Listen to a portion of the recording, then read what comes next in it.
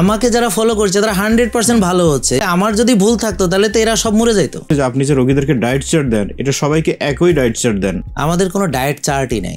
যারা বললো তারা এই ধাপগুলোই জানে না। একজন তাকে প্রায় 18 বছর ইনসুলিন দেওয়া হয়েছে, এখন সে বিনা ইনসুলিনে বিনা ওষুধে সে ভালো আছে। একজন হার্টের রোগী, তার ব্লক আছে, সে ব্লকেজ নিয়ে আপনার কাছে আসলো, আপনি কি তাকে খাদ্যাভ্যাসের পরামর্শ দিবেন? 100% ব্লক ছিল, 2 বছরের ভিতর তার 100% থেকে 60% হয়ে গেছে। Doctor Jahangir Kabir, food is miracle medicine, আমি ইন্টারনেট ঘেটে দেখেছি, এই নামে সম্ভবত থেকে বইও আছে। তো আপনি সেই ফুড নিয়ে মানুষকে পরামর্শ দেন, এটা ভালো দিক। কিন্তু পুষ্টিবিদ এবং এই রিলেটেড লোকজনের অভিযোগ হচ্ছে যে আপনি যে রোগীদেরকে ডায়েট চার্ট দেন, এটা সবাইকে একই ডায়েট চার্ট দেন। সেখানে কিডনি রোগী, হার্টের রোগী, বক্ষব্যাধির রোগী, সবার জন্য আলাদা আলাদা ফুড চার্ট দরকার, কিন্তু আপনি এটা না করে আপনি সবাইকে একই রকম ডায়েট চার্ট দেন। এই ব্যাপারে আপনার বক্তব্য কি? এ ব্যাপারে বক্তব্য হচ্ছে ওদের নলেজ নাই আমার সম্পর্কে। এখন একটা লোক যদি আমার সম্পর্কে না জেনে মন্তব্য করে তাহলে তো হবে না। আমাদের কোনো ডায়েট চার্টই নেই। সেটা হচ্ছে যে যেমন ধরেন একটা লোকের যখন ইনসুলিন বেশি, সুগার বেশি, তাকে আমরা যে খাবারগুলো খেতে বলি, যেমন আমি উদাহরণ দিয়ে বলি, একটা ডায়াবেটিস রোগী চিনি বেশি, তাকে ভাত, রুটি, ফল, দুধ, অন্যান্য চিনি জাতীয় খাবার আমরা নিষেধ করি। কিন্তু একটা লোক সুস্থ, যেমন একটা কৃষক, সে ভাত খাবে না, তো ওই দুজনে কি একই চার্ট হবে? তো এরকম মিথ্যা তারা আমার প্রতি আরোপ করলো। হ্যাঁ, এরকম অনেক মিথ্যা আছে। যেমন কিডনি রোগী বিশেষ বিশেষ কিছু খাবারে তার প্রবলেম, এটা দেখবো যে তার, যেমন উদাহরণ দেই যে তার পটাশিয়াম লেভেল বেশি, তাকে তো ডাবের পানি খেতে দেওয়া যাবে না, তাকে তো ফল খেতে দেওয়া যাবে না, বা কলা খেতে দেওয়া যাবে না। তো এখন এইটা আর সাধারণ আপনি খেতে পারবেন, তো এটা এক হয় কি করে? তা আমরা তো হচ্ছে আগে ডাক্তার, আমরা তো জানি যে কোন বিষয়টা কিভাবে হ্যান্ডেল করতে হয়।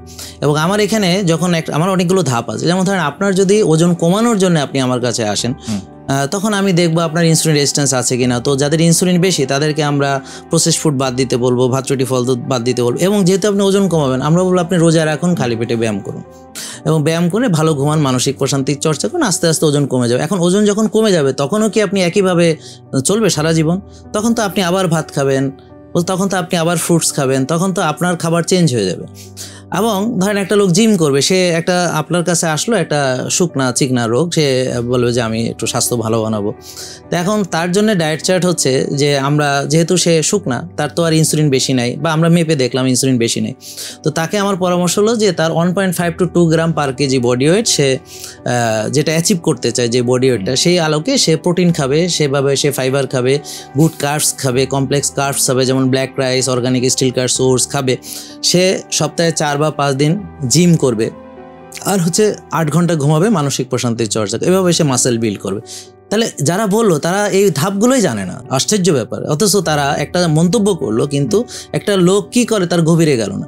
যখন আপনার ফ্যাট অ্যাডাপ্টেশনে আসবেন তখন আপনাকে খাবারটা অনেক কম খেতে হয়, কারণ আপনার বডির ভিতরের যে চর্বি সেটাকে আমরা বার্ন করি। যেমন আপনার লিভারে ফ্যাট আছে, তা আমরা ওই ফ্যাটটাকে বার্ন করে এনার্জি তৈরি করার জন্য আপনাকে তখন বলবো আপনি 18 ঘন্টা ফাস্টিং করেন, করে আপনি একটু ফাইবার খান, একটু প্রোটিন খান, একটু ফ্যাট খান।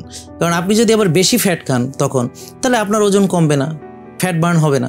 তো এই জন্যে তো ওদের জন্য যেই পরামর্শ। আবার এমনও রোগী আছে যারা অনেক শুকিয়ে গেছে, একবারে বেশি খেতে পারে না, তাদেরকে আমরা বলি যে আপনাকে একটু কয়েকবারে ধাপে ধাপে খেতে হবে। কারণ আপনি তো একবারে আপনার প্রোটিন খেতে হবে 90 গ্রাম, আপনি 90 গ্রাম মানে একটা ডিমে থাকে 6 গ্রাম, তাহলে শুধু ডিমের হিসাব করে 90 গ্রামে কতগুলো ডিম হয়?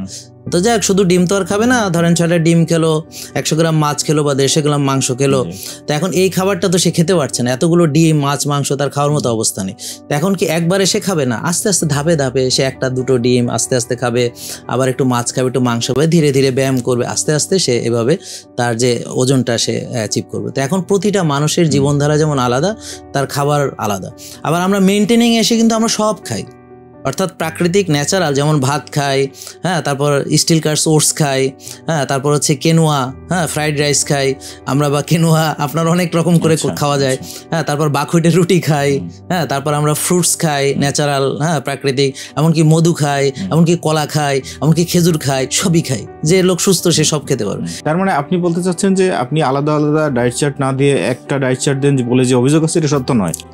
এটা 100% এটা মিথ্যা কথা। কারণ হচ্ছে যে এটা এই ধরনের, আপনি দেখবেন যে আমার সম্পর্কে যত অভিযোগ আছে বেশিরভাগ মিথ্যা। কেননা আমাকে যারা ফলো করছে তারা 100% ভালো হচ্ছে, এরকম সত্য ঘটনা আছে লক্ষ লক্ষ। তো তাহলে আমার যদি ভুল থাকতো তাহলে তো এরা সব মরে যাইতো। একজন তাকে প্রায় 18 বছর ইনসুলিন দেওয়া হয়েছে, এখন সে বিনা ইনসুলিনে বিনা ওষুধে সে ভালো আছে। তার 14-15টা ওষুধ লাগতো, এরকম এখন একটা ওষুধও লাগে না। এরকম বহু হাজার হাজার রোগী আছে যারা এই বিষয়ে আপনাকে জানাতে পারবে, বা আপনারা যদি জানতে চান। ধরেন যে একজন হার্টের রোগী, তার ব্লক আছে, সে ব্লকেজ নিয়ে আপনার কাছে আসলো, আপনি কি তাকে খাদ্যাভ্যাসের পরামর্শ দিবেন, খাদ্যাভ্যাস পরিবর্তনের পরামর্শ না, দিবেন? আমি তাকে বলবো যে ডাক্তার আগে কার্ডিওলজিস্ট দেখাতে। জি, দেখেন আমরা একটা টিম নিয়ে কাজ করি, তো যখনই একটা রোগী আসে হার্টের রোগী, আমরা তাকে কার্ডিওলজিস্টের কাছে পাঠাই। কার্ডিওলজিস্ট যদি বলে যে তার, এটা কি আপনাদের জেকে লাইফস্টাইলের ভিতরেই আপনাদের এই অ্যারেঞ্জমেন্ট আছে? না, এটা আমাদের নাই। এটা হচ্ছে যেমন যে কোনো প্রথিতযশা ভালো একজন কার্ডিওলজিস্ট, যেমন আলহামদুলিল্লাহ অনেক কার্ডিওলজিস্ট এখন আছে যারা কিন্তু লাইফস্টাইলকে গুরুত্ব দিচ্ছে। তো সাধারণত আমাদের যারা সম্পর্কে জানে, আমরা ওই ধরনের তাদের কাছে পাঠাই। ওনারা দেখার পরে